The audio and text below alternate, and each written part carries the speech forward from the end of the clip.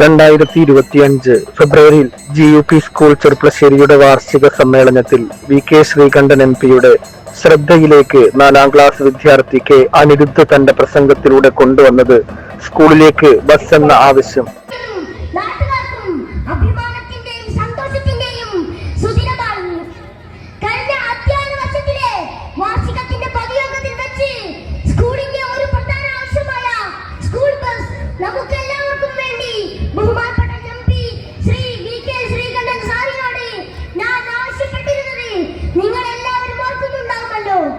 കുട്ടികളെ ഈ വിദ്യാലയത്തിന്റെ മികവുകളിൽ പങ്കാളികളാക്കുന്നതിനും യാത്രാ സൗകര്യം പരിഹരിക്കുന്നതിനും ഒരു സ്കൂൾ ബസ് ആവശ്യമാണ്.